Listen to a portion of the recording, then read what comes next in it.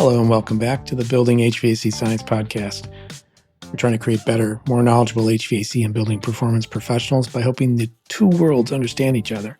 Not just the theory, not just the tools, but how buildings and HVAC systems actually work together in the real world. Our ultimate goal is simple: better indoor environments for the people who live and work in them. Today's episode, I get a chance to speak with another podcaster, Rhydon Atzenhoffer. He's host of the HVAC R&D podcast. We get into a lot of topics. We go well beyond tools and equipment. Rhydon actually shares with us how his show evolved from casual, relationship-driven conversations during COVID. He's curious and a great storyteller, so perfect combo, into a platform that focused on learning, perspective, and the advancement of the trades. At the core of all of this is a simple idea: HVAC is a people business first. We dig into real points of tension in the industry, from the disconnects between trade engineers and field technicians to the way regulations now driving much of the innovation cycle. Rhydon offers a candid take. Great equipment is only as good as the people who install it and service it, and often, too often, those voices are underrepresented. He also highlights the growing role of AI in structured knowledge systems, not just as replacement for technicians, but as tools to sharpen skills and preserve best practices. We close this episode with a strong call to action for contractors and business owners alike. Rhydon emphasizes collaboration over competition, actually a couple times in the podcast, investing in people, and rebuilding mentorship pipelines that once defined the trades. It's a real forward-looking episode, with a conversation grounded in experience and a clear message. The future of HVAC depends on how well we develop people, not just products. A couple great quotes from the episode. Use AI like a tool, not a crutch. The work still belongs to the person in the attic. Also, great equipment doesn't build a reputation, great technicians do. And we're missing mentorship across generations. That gap is costing the trades more than we realize. Okay, let's get into this episode with Rhydon Atzenhoffer of the HVAC R&D podcast, talking about collaboration over competition, a new playbook for contractors. Hey, welcome back to Building HVAC Science Podcast. I'm pretty excited for this one. I've got Rhydon Atzenhoffer, and yes, that's the way you pronounce his name. I just checked that with him. He's with me here. He's the host of the HVAC R&D podcast, and if you haven't checked it out, it's a pretty great listen. He brings on a mix of engineers, contractors, industry voices, and really gets into the why behind where HVAC is going, not just the what. And Rhydon, you've covered everything from HR takeaways to refrigerants to workforce training, so I'm looking forward to digging into some of that today. Welcome to the podcast. Thank you so much. No, it sounds fun. I was lucky enough, I grew up in a work truck, so I had the contractor background as a kid, and then I moved into distribution after college.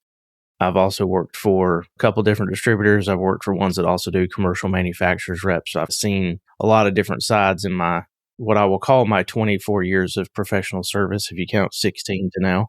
But it's been a fun ride, and thankfully I was blessed that God gave me a father that taught me how to use my hands, and it's turned into everything I do now. That is fantastic. That is quite a blessing. When did you start this podcast, HVAC R&D?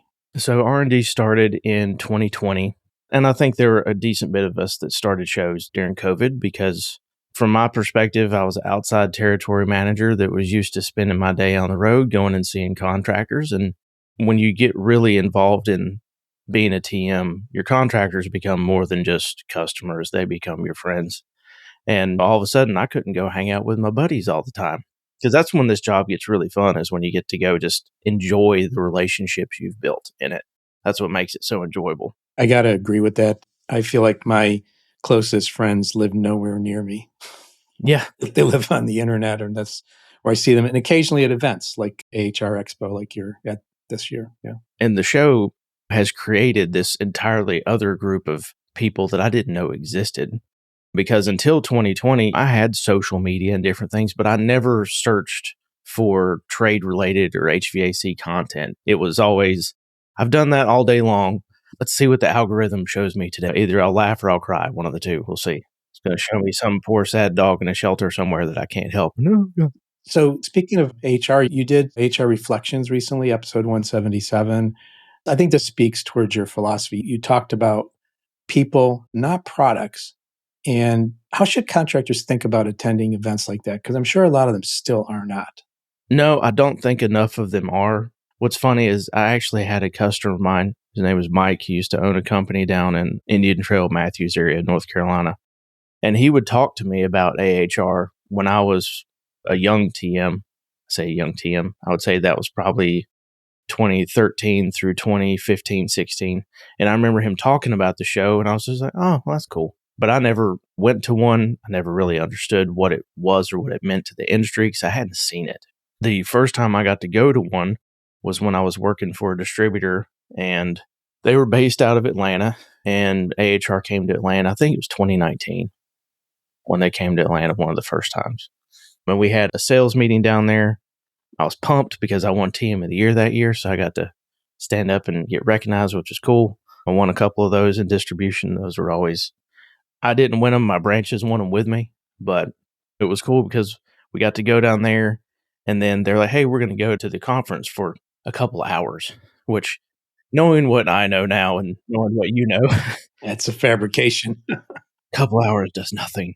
So I think we got like down one row and back. And in between that one row and back, you get this entire bag full of swag. You're like, what the hell do I do with all this stuff? But it blew my mind. I was like, holy crap. I grew up doing this in a small mountain town. I got into distribution. I thought I understood what the industry was. And holy crap, it's totally beyond what you can imagine just how big it is. The show was what, probably 25,000 then? It's over 50,000 now. It's grown so much. I've been going since 1989. So to me, it's something I got to do. It's like annual vacation. When you started the podcast, did you have a certain thing in mind beyond just continuing the friendships and conversations, or did it develop over time into what it is? It's definitely developed over time. Initially, it was, how do I figure out how to create a show? And I did have a partner when I started the show. I don't ever want to say that I did all of this in the beginning on my own because that's not fair. But in the beginning, it really was, pardon my French, it was HVAC, beer, and bull. That was the plan. Get on the show, crack a beer, and we'd talk about what we did that day in distribution, or that would lead into this discussion over this crazy job we did, or how I had to work this one job where I had to drive across 3 creeks to get to the house in the mountains and all these different things. And it morphed over time as we got exposure and different things became available opportunity wise to really, how can one have a show where a guy gets on it at 5 o'clock on a Friday and might get a good laugh, hopefully. I like making people laugh. He also gets a little bit of knowledge, maybe learned something that he didn't know before, or he gets a different perspective he didn't have before. How can we talk about bringing people positively into this trade? Because, like I said in the beginning, I've been very lucky that I grew up in a trade to understand the value it brings to not only you and your life, but also to society. But most people don't ever see that perspective. Even when I was in high school, we'd already taken shop class out, basically. We had auto shop and we had a little bit of construction stuff, but the majority of the trades were already completely out of schools. When I was in that heavy generation, you got to go get a 4-year degree, which I'm glad I did. HVAC paid for every bit of it. I didn't have debt because I worked the whole time. So I didn't come out with $60,000 worth of debt like most kids do now with a degree that they don't know what to do with or can't find a job for, that pays nothing even if they get one. How can we reframe that problem and start talking about it in a positive way? So I was very blessed that when I got into the podcast pavilion for the first time, Nicole at AHR asked if we wanted to do the workforce development tours. And I was like, absolutely. I want to do the workforce development tours because I wish I would have had something like that, or I wish a lot of my friends would have seen something like that. AHR Atlanta in 23 was the first time I really got to see bringing in a group of students and just getting to see the wow factor on their face as you show them what this industry can really be. Because unfortunately in the classroom, even for tech schools and other places, mostly what they teach these kids is, well, I say kids, young adults, whatever we want to call them, because there's always people in different age ranges, but they get taught they can go turn a wrench. That's what they get taught. They don't understand that there's this entire trades ecosystem that revolves around the guys that do turn the wrench. Maybe you go do that for 5 years and you would switch careers. You're 35, your knees are already about done. You're like, all right, I got to figure out something else. What you learned in the field for 5 years translates very easily to distribution. You can become a salesperson. You can become a counter guy. You can take those things you've learned and you can apply them in a different way into the same industry and still add value and bring value to yourself and what you know how to do. But they don't teach kids that. When you picked the name for the podcast, R&D, is that something to do with your name or research and development, or does it stand for something else? So it is research and development. A lot of people took it as it was names because originally it was Rhydon and Dennis, but it was always research and development. And a lot of that was because I feel like if you want to, I've got evolve or dissolve on my shirts. A friend of ours phrased that, but I felt that also really played into what research and development meant for the future of the trades. And I wanted to talk about us now, past and future. And the only way you can talk about those things is to research it, develop perspective, and discuss it. I have an entrepreneurial business degree, but I also have a history degree. So the R&D also plays into my history side of how I think. So when you're thinking about that perspective, do you think manufacturers are actually listening to contractors for feedback, or is there still a disconnect? And you don't have to name names here, unless the positive ones you want to name. The positive one. I try to leave manufacturer out of it because I want this to be, and I've worked for and I've sold more brands than I haven't sold at this point. And most all manufacturers make a really good product. I will tell you, and I believe most contractors will agree with me, and having been one myself, it comes down to how you put it in. And the practices and the skills that you have as an installer and a technician is what gives a brand its name. Brands didn't get a great reputation because they had bad contractors putting them in. They got a great reputation because they had quality guys putting in a quality piece of product. In the past, I've seen there were, especially when some redesigns were happening around a brand that I used to sell, they were doing regionalized contractor panels, bringing in contractors that had sold all brands, putting every piece of product in front of them and saying, tear them all up. What do you like? What do you don't? And how do we fix it? That's a commitment. And that was how they started redesigning some of their product. I love that philosophy because I had never seen any other manufacturer do that. I don't know how many of them still do things like that. I believe they should. I know that it's not cheap to do that. But if you actually really take contractor feedback, then you can build a piece of equipment that's not only going to be great in the field long term in terms of just a manufacturing philosophy, but it's got the quirks that the engineer didn't think about. And nothing against the engineers, but if you say, Mr. Engineer, build me this 15 SEER heat pump, what's he going to do? He's going to go build you this 15 SEER masterpiece of a heat pump. But he's not necessarily building it thinking about what he's going to do when he's going to work on it 5, 6, 10 years later. So how do you build a product that not only is install friendly, but is long-term service friendly? And I feel like a lot of manufacturers don't do that. They just want to sell a brown box, make their money, and move on. And I wish more would have that thought about what it means to the technician in the field to work on the piece of equipment you built for him. And even just the installation too. Installation as well as the service aspect. Completely. You have a notion for how this feedback loop between contractors and engineers can be shortened. You mentioned like the panel discussion, but maybe that's, like you said, an expensive proposition in today's world. Are there any ideas that come to mind or things you thought of? I think now you could almost do a lot of it virtually. You couldn't before, but the way it is now, you can throw together, what do we put, hundreds of people on Zoom meetings every single day or in the same one. I think the biggest thing there is if you put 100 guys into a call, it's going to be harder to get the best information out of it because you put 100 contractors in a room, half the time they don't want to share. And I talk a lot about collaboration over competition in this industry. I talk about that a lot on the show. It's one of the key principles that I follow when I discuss things because there's plenty enough work for all of us. We can help each other out, but it's still difficult at times, I feel, for contractors to look at it that way. But I think they should work really hard at finding a way to work with your fellow contractors as opposed to always just trying to beat them. We all like good, healthy competition, but you put that many on a call, I don't feel like you're going to get as good information as you could. So that's why I think that 20 or so guys in a room, maybe you do them, but you do them virtually. That's fine. If you can get a guy to sit down for 35 minutes, that's the other chore. But do it virtually, get 20, 25 at a time so that you can get some real feedback. And that's how you start changing that. I mean, I think you could do focus groups for a month. I don't even know if you'd need that long. If you're doing them virtually, you could probably do 2 or 3 focus groups a day for 2 weeks, have several hundred contractors across the country. And I think that would give you great feedback for how do you work on redesigning or fixing things in a product. We actually have a contractor advisory council at TrueTech Tools. And I'll say that the preparation getting ready to launch it and then the preparation for every meeting is really the most impact you can have. Just being ready, having the right people, the right timing, the right questions, and the ability to absorb everything that's coming back at you. So it isn't something you can think of on Friday afternoon and do Monday morning. No, there's got to be plan and prep for it. Absolutely.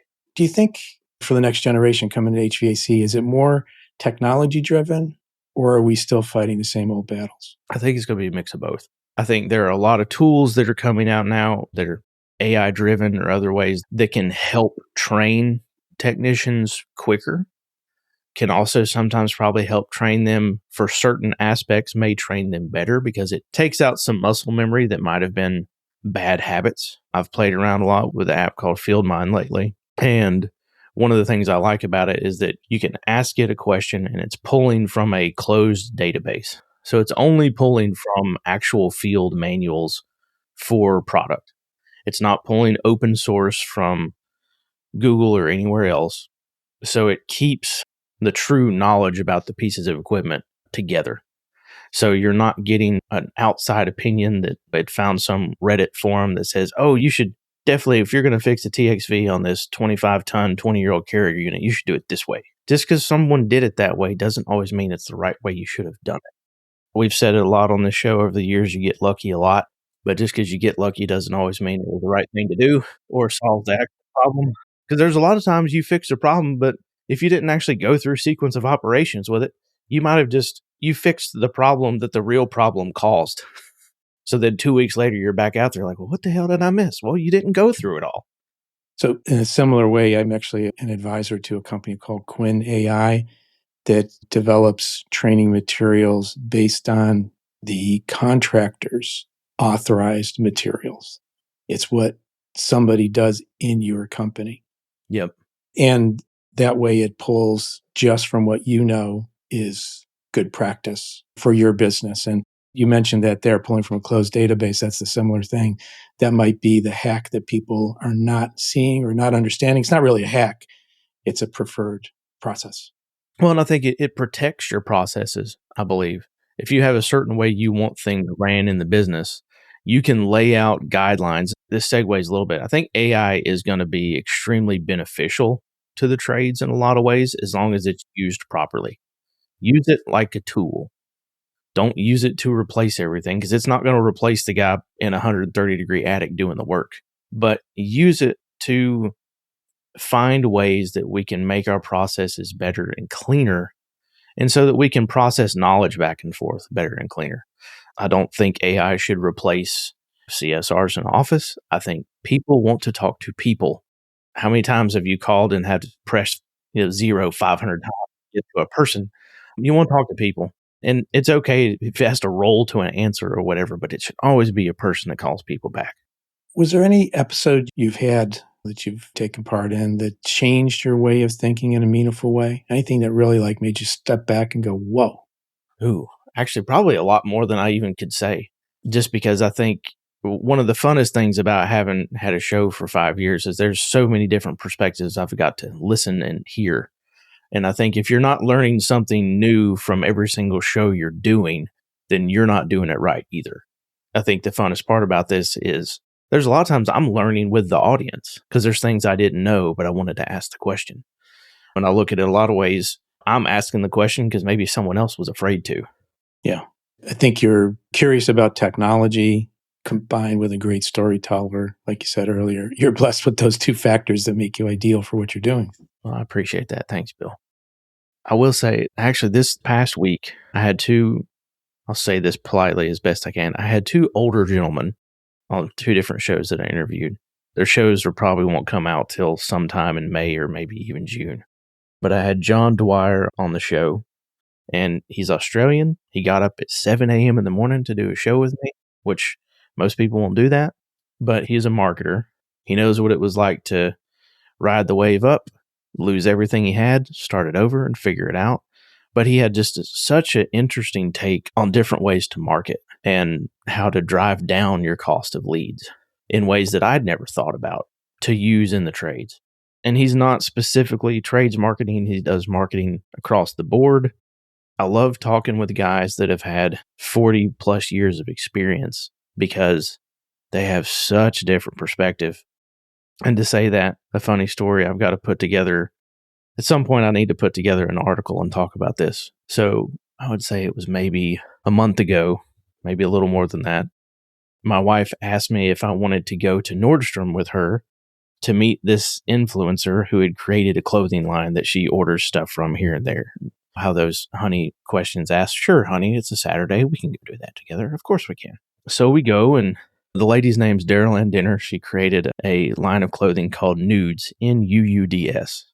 Now, the amount of people that walked by asking why we were all in line and someone said nudes and they got the wrong impression is fantastic.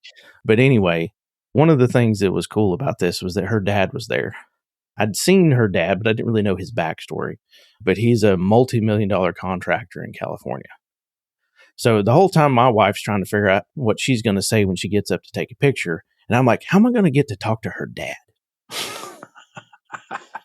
So we stand through this line for, I swear it was at least 3 hours, if I remember correctly. Like we were running up against, like she was going to stop. She's like, no, I'm going to make sure we get everybody through here.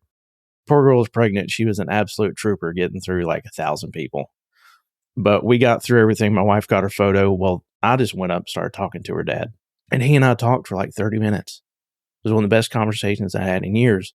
But one of the things we talked about was that, and we talked about it from a religious perspective too. We talked about it from the churches all the way down to real life and the trades. One of the things we miss the most right now is that there's not men in their 60s that are pouring into men in their 50s and 40s, that are then pouring into guys in their 30s and 40s, that are pouring into guys in their 20s. And we're missing this massive opportunity for mentorship all the way down the chain because a lot of that has all been replaced with, we're just going to stick this phone in front of our face and social media is going to do it for us. And I love that perspective, especially when you start talking about growing up in the trades and trying to get more people into this. I think a lot of it also has to come down to, do you have the right people pouring into you to help you grow? Are you familiar with the Grit Foundation? Yes. Good.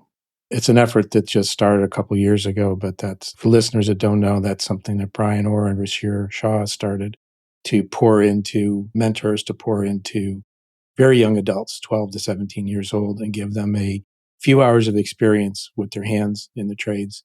And I've personally seen those people, those young people light up. And I don't mean light on fire, but just their eyes and their hearts open up. Yeah. So Rashir was on the show with me maybe, I'd say roughly a year ago. If you go to HVACRD.com, if you're interested in SkillCat, which is what got Rashir into the industry, there's a discount code for SkillCat on there. You can get 10% off. I've used the app. It taught me a lot about chillers when I was on the commercial manufacturing side because it was something I'd never worked on personally, but it was something that I wanted to build some knowledge on because I knew that was something I may be getting involved in when I was there. But it's fantastic for being able to bridge a gap for younger people that are wanting to grow and learn some other things without it costing an arm and a leg. And then Leilani was on the panel that I took over for Dominic at AHR when he couldn't make it, which I think if you look back at some of the other articles that I put out around AHR, I talk about some of that panel as well.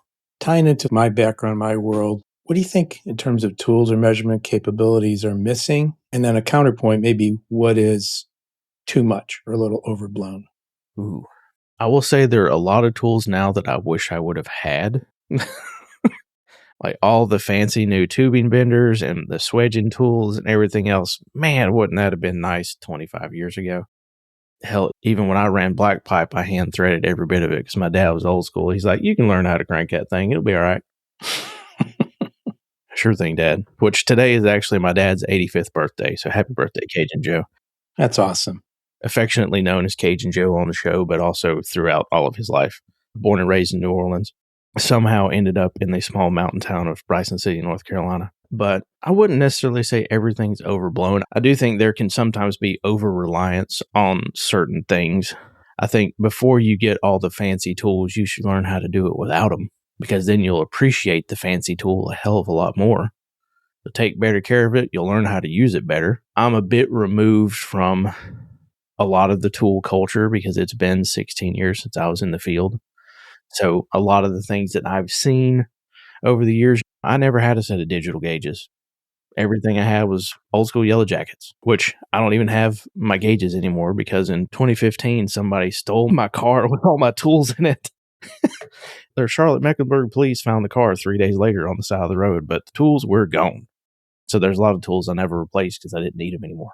But I never had some of these fancier ones to really know what it's like to play with them. I've messed around with them on a demo here and there, but I can't tell you that you should definitely use this one over the other one in the field because I don't have the experience to tell you that. And if I tell you that, I'm just lying. I think there can definitely be over-reliance on certain things. I think you should learn how to do the job without the tool first. Now, obviously, you can't read refrigerant without the tool. I get that part. But maybe learn on a set of old school manifolds before you get the fancy digital ones. And I think, too, stop to learn some basic science of what's going on. That's the part that'll stick with you, and you can build off of that in the future. If you know the underlying science, you can build off in another direction and not just know the single route to a solution. And when you encounter a challenge, you can, again, go back to the basics. We're saying the same thing, a little different language.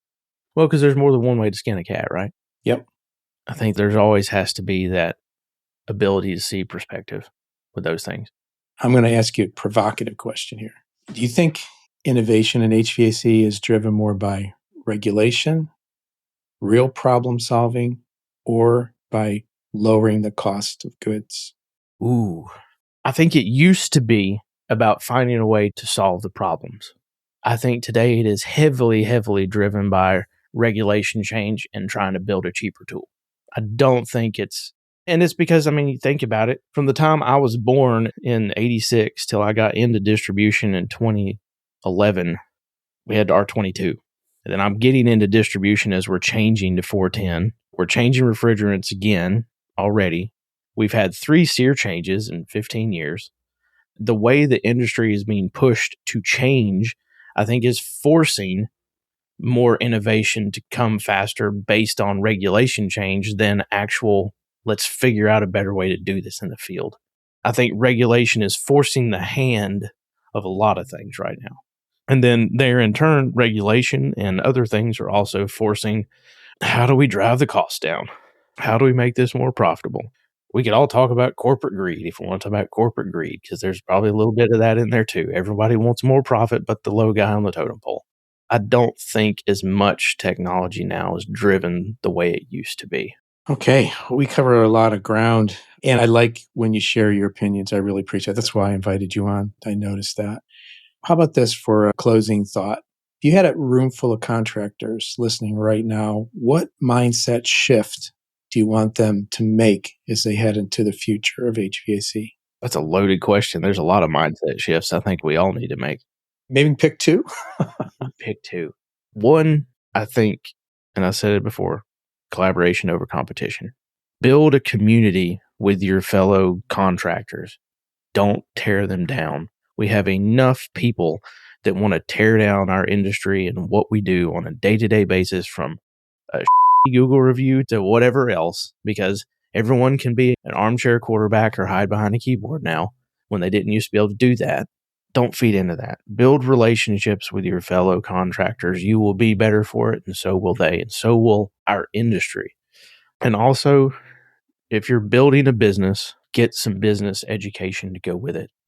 A lot of us get into this and we build a great job, but then we burn out, we struggle, we get frustrated, we don't know how to grow, we don't know how to do these different things. There are so many resources that are out there that you guys can use to grow yourself personally and to grow your business.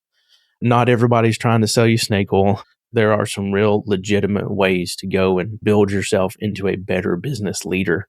Because I'll talk about another guy that was just on the show. Brett Holscher was just on the show. That one will come out later this year as well.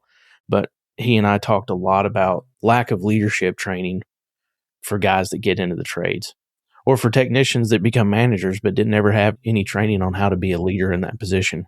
So take some leadership courses, read some books, learn something new every single day.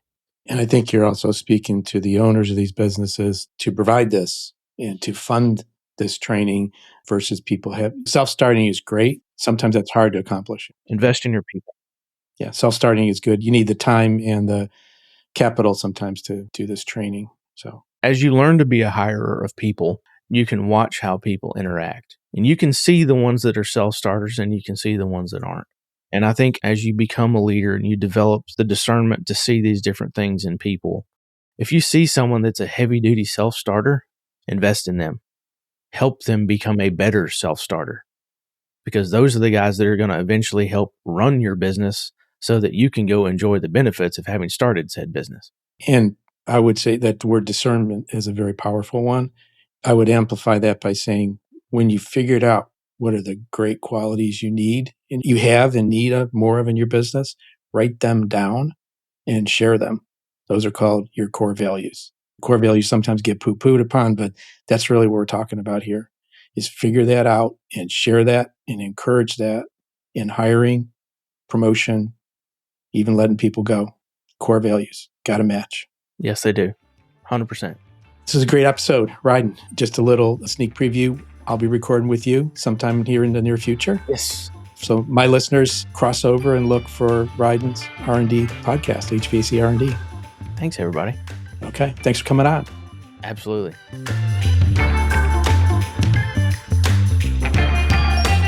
Thanks again for listening to this episode of the Building HVAC Science Podcast.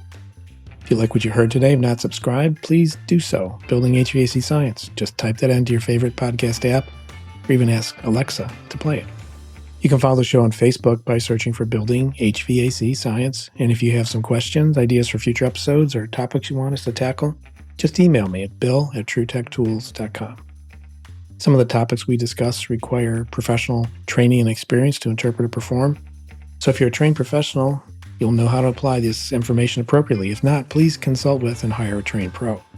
The Building HVAC Science Podcast is a production of TrueTech Tools Limited. In full disclosure, I'm a co-owner of TrueTech, and the opinions expressed are those of my guests and me, depending on who's speaking, of course. If you're looking for tools or test instruments mentioned in the podcast or looking for anything for your work, you can find many tools, a lot of different tools, at TrueTechTools.com. That's TrueTechTools.com. And you can use the offer code HVACBS for a listener discount. Thanks again for listening and supporting the show. Take a look at the show notes. Got a few great links there, some of the conversations we had, so you can further investigate what's going on there. Until next time, take care.